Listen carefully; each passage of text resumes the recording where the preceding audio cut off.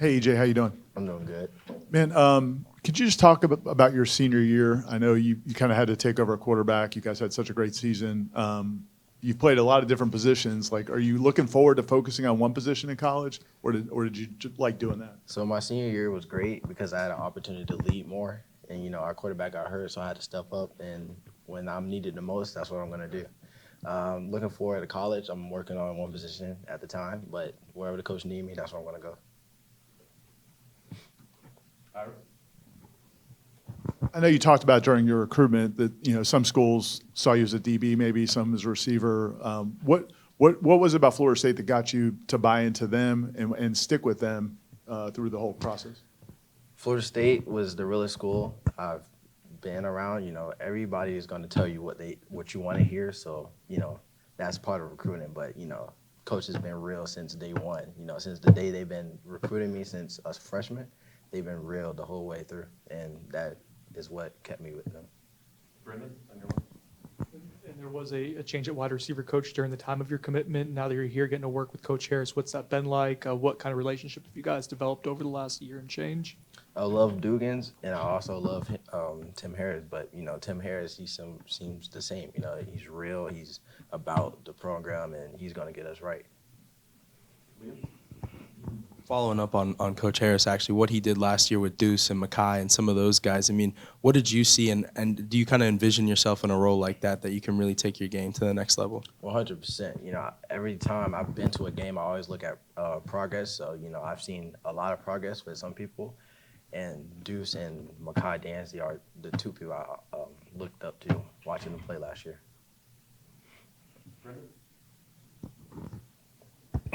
What are your thoughts about how the wide receivers are used in Coach Norvell's offense? And do they have a specific, is it like the 2 wide receiver, the 9, where they're going to start you at? I'm working at 9 right now, but, whatever we have to do during the season, if things have to change, I'll just step up where I have to be.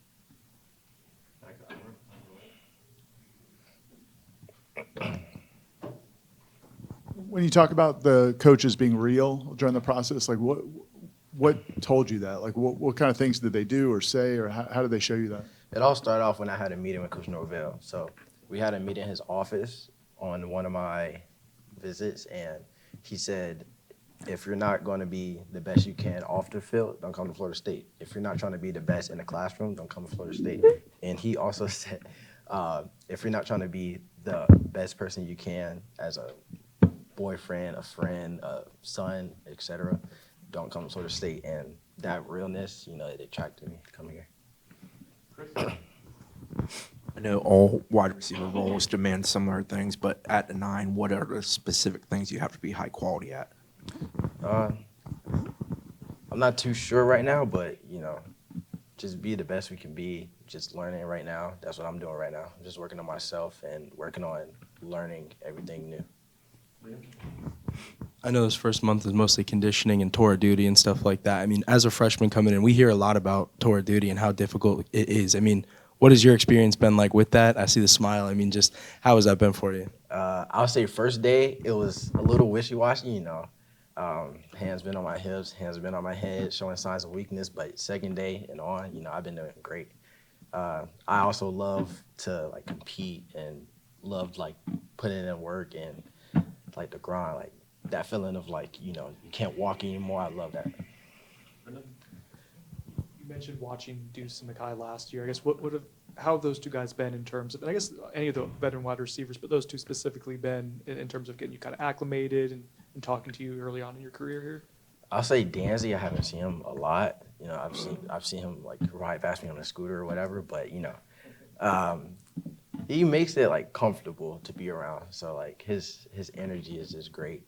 Same with Deuce, he is the team leader. Just working behind him, learning from him, learning where I need to be, learning how I need to do things is great, and it makes everything much easier.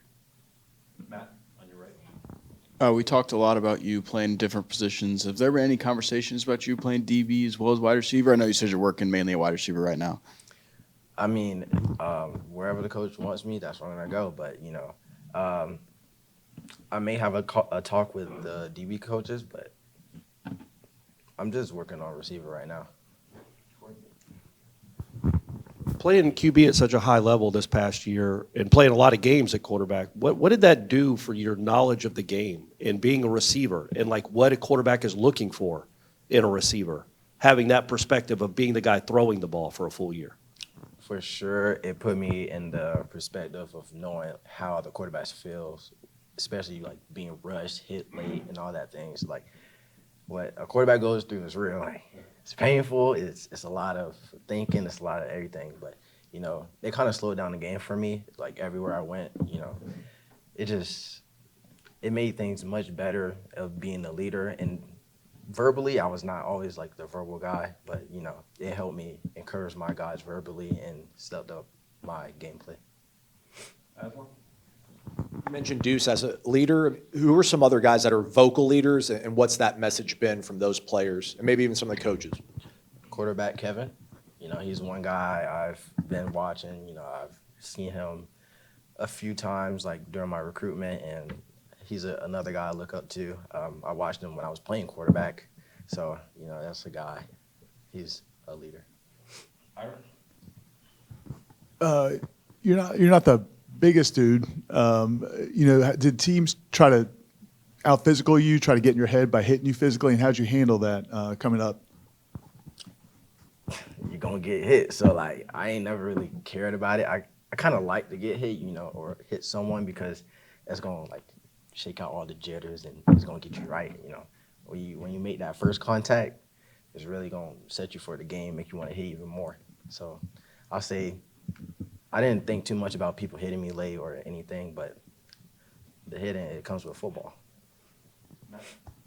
I think at one point in your recruitment, you said Gus Malzahn was one of your favorite coaches. Was that a surprise when he retired a couple weeks ago? And what have kind of been the differences between his offense and Mike Norvell's offense since you kind of got recruited for both at one point? I'll say it's been the same offense, but he's been recruiting me since freshman year when he was at UCF. And when he transferred here, honestly, it made the decision much easier. You know, he's a coach I can trust. He's a coach I thought that could give me an opportunity to get on that field early.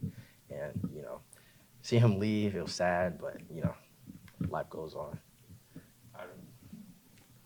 Are there receivers you growing up you watched that you really like, or guys you watch now that you kind of emulate or think are similar to you?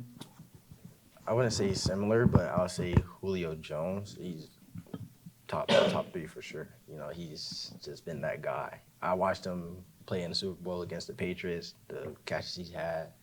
I watched this whole season actually, but you know, that Super Bowl game is a game I'll never forget. Any other questions? All right. Thanks, EJ.